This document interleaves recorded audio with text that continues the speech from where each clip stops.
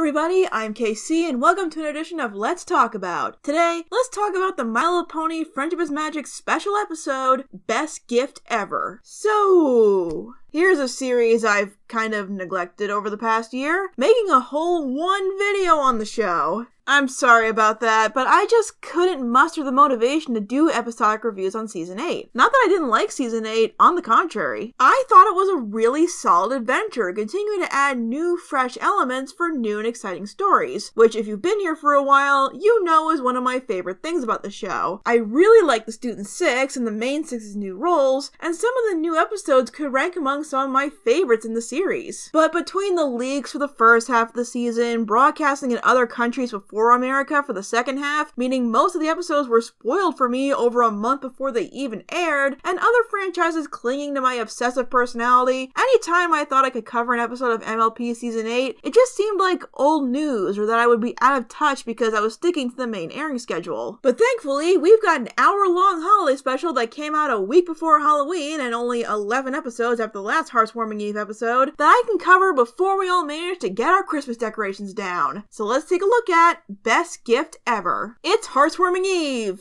Again, and while no one is a year older, our beloved Main 6 and Spike want to make the holiday special for each other while making it less stressful as well, so they agree to have a sort of secret Santa, Heartwarming helper.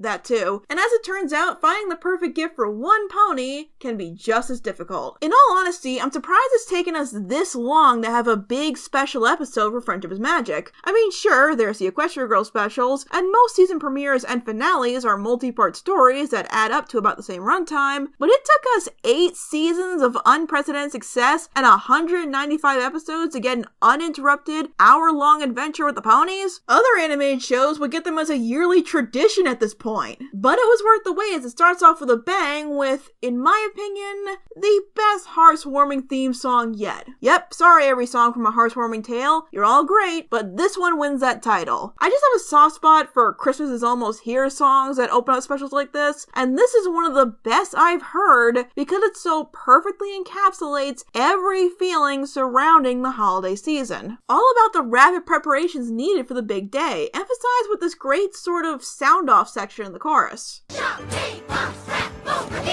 It stays upbeat and optimistic while acknowledging that sometimes the pressure of spreading joy to everyone you love can be a bit overwhelming, but that's kind of why I love the song. There's tons of holiday special songs out there about either how awesome and beautiful the holidays are, or about how stressful and possibly agonizing it all is. But this is the first song I've heard that shows that while the holidays can be stressful, ponies in the end want to spread that joy to the ones they love on that special day. We put all of that pressure on ourselves to make the big day perfect because we want it to be, not just for ourselves, but for the ones we love. And I really felt that with the song. Also, is it me, or has it been a while since we've had this many cameos and returning characters in an episode? Just look at the opening number. They crammed more characters into this song than they have for a scene in a long time. I honestly cannot remember the last time I saw a Time Turner in the foreground, and it's so great. And because this is MLP, there are quite a few ponified iconic Christmas special characters. And while there are a lot of great ones, like the conductor from the Polar Express, Charlie Brown, again, and this woman who I think is supposed to be the bird lady from Home Alone 2, but if I got that wrong, feel free to correct me. My personal favorite was this one. I just wanted the heart. But back to the plot, which again revolves around the Main 6 and Spike trying to find the perfect gift as heartwarming helpers. The flow of cutting back and forth between all of these plots is solid and doesn't manage to drag or feel like things are going by too quickly, which is pretty good when you're cutting between 6 different plots that are continually adding new characters along the way. So instead of trying to follow along with the story as the episode tells it, I'm going to go over each plot individually. Spike's is probably the shortest and most predictable, but by no means bad. Just the one with the least to talk about for me. He starts out trying to figure out who got Rarity, because running joke, and then stresses out over what the perfect thing to get her would be, to the point that he thinks he doesn't have anything by the end of the day. But it does have a sweet conclusion. It's a fine story and ties in with the episode's message, but nothing to write home about. There are some pretty funny moments at the expense of how predictable Spike's intentions are. Pinky! Whoa! And frankly, it's been a really long time since we've seen anything focused around Spike's crush on Rarity. A lot of people, including myself, thought it just wasn't a thing anymore. But on the subject of Rarity, her subplot is also fairly short, but in my opinion, one of the stronger ones. Rarity is the only one who doesn't have much trouble finding just the right thing for who she picked, Applejack. But she of course has her own roadblock that made everyone happy but her. Oh, hi, Rarity. How can I help you? Oh, Derpy. Let's just take a minute to appreciate that there was a time where it looked like everyone's favorite wool-eyed mare would never speak again. Here she gets a funny little scene as a male mare where she means well, but is still a little slow. Oh, this time she's actually speaking slower, and that's a little weird. But as a fan who didn't find out who Derpy was until after the last Roundup incident, seeing her just be an organic, adorable part of an episode is something I really appreciated. Plus, this scene is a very accurate depiction of the post office during the holidays. At one point this year, I spent 45 minutes in line at one. But at least I was on top of a Pokestop, so, you know, not a total loss. But back on track, Rarity finds her gift for Applejack at Sweet Acorn Orchard. I would make a joke about there being yet another farm in this small provincial town, but hey, maybe they took over the farmland when the Pear family left. There she runs into the Acorn family and their son Pistachio, whose family thought the hat was for him, and he opens up to her about his love for fashion and sees Rarity as something of a celebrity, which, seeing Rarity's reputation evolve as her business does, is a touch I really liked. And in the end, while Pistachio does realize that the hat wasn't for him, Rarity realizes that maybe it was. While a lot of people, including myself, poke fun at how Rarity can be shallow at times, it's times like this that really showcase why she's the element of generosity, sacrificing impressing her friend with a flashy gift to make this stranger of a farm pony happy, and even inviting him to one of her events. It's a really sweet little story that shows the best of Rarity, and I really hope we manage to see Pistachio again. I can see some fun stories coming from him. Moving on to Applejack and Fluttershy, who are sharing their subplots since they're both having a bit of difficulty figuring out what to get Spike and Rainbow Dash respectively. Heading to a marketplace at Rainbow Falls, Fluttershy gets duped into buying a cheap gift from Lilies and Gentlecoats, we want you all to have the best holiday your bits can buy. Awesome. I haven't managed to talk about a Flim and Flam appearance yet, and I know among the analysis community these two are kind of divisive, but I'm sorry, I love them. I love them to pieces. They are great villains, and I can probably dispute a lot of problems people have with them, but that's not the point of this video. This time, Flim and Flam are scamming holiday shoppers, in disguise for some reason, into buying very, very cheaply made toys, marketing them as the hot gift of the season. See, this is what I kind of love about Flim and Flam. I don't think anyone can look at these two and say people like this don't exist and are very manipulative for the sake of financial gain. In this case, ponies want the perfect heartwarming gift for the ones they love, and Flim and Flam just figured out how to sell the masses what they think they want. And it works. Again, and like they said, they're technically not doing anything wrong, because people can easily be drawn in by the hype without looking too deep into it, because they want the idea the boys are selling. But the point of this plotline, once Fluttershy and Applejack figure out what's going on, is that there's no such thing as a perfect gift for everyone. Every pony is different, and no one gift is going to please every pony, even if it's popular, and especially if it's a cheap piece of junk that the seller claims is special because you paid a lot of money for it. To me, it's a fun direction to take the "it's the thought that counts" message, delivered by the girls' incomparable acting skills. In the end, Applejack and Fluttershy convince the other ponies in the market to do the same. Wait, stop the review. Who is that background pony they're talking to? Is that who I think it is? I think I'm gonna do some more shopping too. Minty, minty, minty. I know. Well played, DHX. Well played. The only criticism I have with this plot is that Fluttershy seems a bit too flighty, a little too naive and indecisive. Now, don't get me wrong, I know Fluttershy can be like that, but it's been a long time since it's been this prominent. And how Applejack saw through Flim and Flam's disguises but Fluttershy didn't is beyond me. They've dealt with these two together before, right? In fact, there are quite a few things that make this episode feel like it would fit better in season 4 or 5, like Fluttershy's attitude, having all the characters introduced since leaving town, and Spike's crush on Rarity being a main plot point. Which is weird because this episode was written by Michael Vogel, who first came onto the show during another Heartwarming Eve episode, A Heartwarming Tale, in season 6. I don't think it detracts from the episode as a whole, but to me it definitely seemed noticeable enough to mention. On to Rainbow Dash, who's basically everyone you know who hates gift giving and does it lazily at the 11th hour, but luckily, for us at least, not so lucky for Dash, someone came to help her pick the perfect gift for Fluttershy. You can't honestly be serious. Go Scandal! Candelabra, please. Even if I wasn't a massive Discord fangirl, one of my own gifts was this after all, I think Discord's inclusion makes Rainbow Dash's story a lot stronger. Even if Rainbow isn't that crazy about shopping for gifts, I feel like shopping for Fluttershy would have been the easiest one for her. Haven't they known each other forever? But Discord tagging along brings about a lot of fun bickering between the two on who knows what would make the perfect gift for Fluttershy. A candle is what you buy when you have no idea what to get some pony.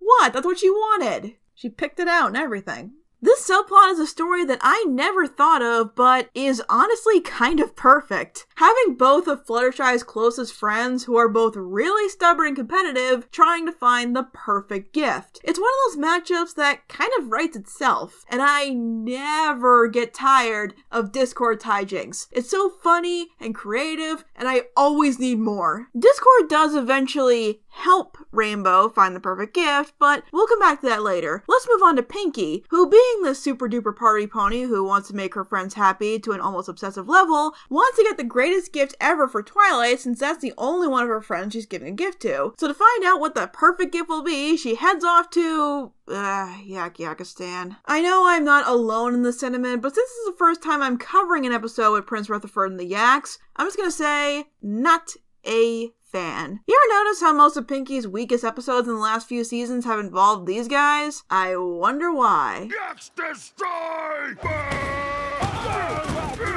I don't like him. You don't like anyone. It took someone as lovable as Yona to get me to even tolerate this species, and I will never understand why Pinkie holds such reverence for them. But thankfully, this is one of their more tame appearances. Their entire screen time isn't about smashing things and yelling. Yakistan is just a pit stop so Rutherford can lead Pinkie to the creatures who can help her find the perfect gift. My Blitzen's beard. It took you long enough. That's an equestrian reindeer. You only know what's already happened, but you don't know what she's about to ask. Those are equestrian reindeer. Who are you, reindeer? Aurora. Bori. Alice. Those are multiple, adorable, magical, gift-giving, equestrian reindeer with the most obvious names in the world, but who cares? They're equestrian reindeer! Oh, world building, you never disappoint. So if you couldn't tell, I really loved the reindeer. I love their designs, I love their voices, and I love that their personalities are a somewhat subtle reference to A Christmas Carol while still being a nice companion to their purpose of being the perfect gift givers. And they managed to give Pinkie the perfect gift for Twilight. And how Twilight's gift giving endeavor is going is our next stop on this review. So this whole process was agreed on in the first place to help Twilight stress out less so she can prepare for a heartwarming visit from Shining Armor and Cadence. But of course this is Twilight, so... Chancellor Puddinghead's magical pudding was filed under magical spells, not recipes. Only took 4 hours to figure that out. Yeah, I think we all saw that coming. Twilight's freakouts are just as funny as they always are, and this is the most unhinged book course we've gotten in a while. Wait!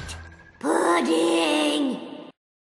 I just wanted to point out that I waited until December to actually watch this, and I managed to stay fairly unspoiled, but this face was everywhere. I'm not gonna lie, that was not the context I was expecting. Let me just add this creepy Twilight smile to the pile.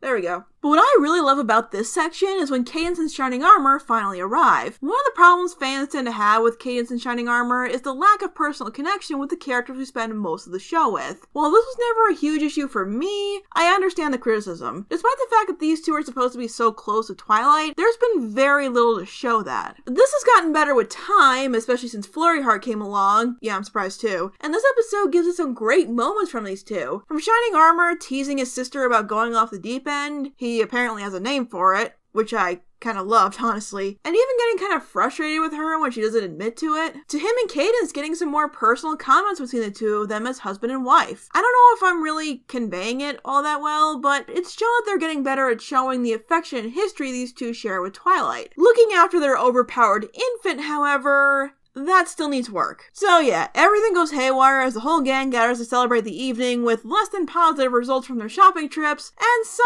with more destructive results. Twilight's got pudding with smooth-like properties, and Discord may have suggested giving Fluttershy a Gremlins reference for Heartwarming Eve. What is that? A winter chilla! He turned into winter zillas after dark! Does every pony know this except me? It's a fun confrontation. Spike gets used as bait, Cadence and Shining Armor actually do things, the reindeer gave Pinky the ingredients to tame the pudding as the perfect gift, and Discord arranged this whole thing at the cost of property damage to his friend's house so Fluttershy could save the day and get a new destructive animal friend. This couldn't get more enjoyable. Oh wait, yes it can. Send us out with a song. The true gift of gifting is what it means inside. We can show we care, spreading love far and wide. Yes, the overall message you can see coming from a mile away, but like the DuckTales Christmas episode I covered last time, what makes it work to me is seeing the struggle of trying to find the perfect gift to make someone's holiday the best you can from so many different angles. Like a lot of episodes of Friendship is Magic, it's tackled in a way that is very entertaining and a bit more unique. From spreading joy to a stranger, to putting the unique sense of thought into a gift without going broke, to going to really elaborate lengths to make someone you care about happy, to making sure you don't get too swept up in the stress to forget what's important. As corny as it sounds, it is the thought that counts, whether it's friends or family, and even whether it's giving or receiving, because seeing loved ones so happy that they made you happy is a wonderful feeling too. It makes the entire act of gift giving complete and special to all involved, which, to get a bit personal here, I certainly felt this year from what I gave and received from my family and friends. Emphasized with a cozy, sweet final song that, yes, maybe reiterating a message some might consider obvious, but the holidays seem to be a perfect time to bring out classic, heartwarming stories and telling them in a new yet familiar way. Overall, Best Gift Ever is a really fun, really sweet bonus adventure. It was definitely a story you could have only told with a longer runtime. In the normal 22-minute slot, it would have been rushed and not as diverse with its theme as it was able to be here. It's not my favorite heartwarming episode, since I think episodes like A Heartwarming Tale and The Heartwarming Club are stronger overall, and there are parts of this special I do have problems with, but Best Gift Ever is still crammed with everything that makes for an entertaining episode. Using the holiday as an excuse for tons of returning characters and cameos, introducing new characters and expanding the world, expressive and fluid animation work with a colorful festive backdrop, some great new songs for the ever-expanding Library of Excellence by Ingram, and an ending montage to emphasize the warm feeling of friendship and togetherness that not only embodies this episode and the holiday season, but Friendship is Magic as a whole. Except for Flim and Flam. Like, they don't even get a moment of, well, we might have lost, but at least we're together, brother. Nope. They lost money, so they pout on the train. Did I mention I love how these two never learned? Well, that's it from me. Thanks for watching, and I'll see you guys next time.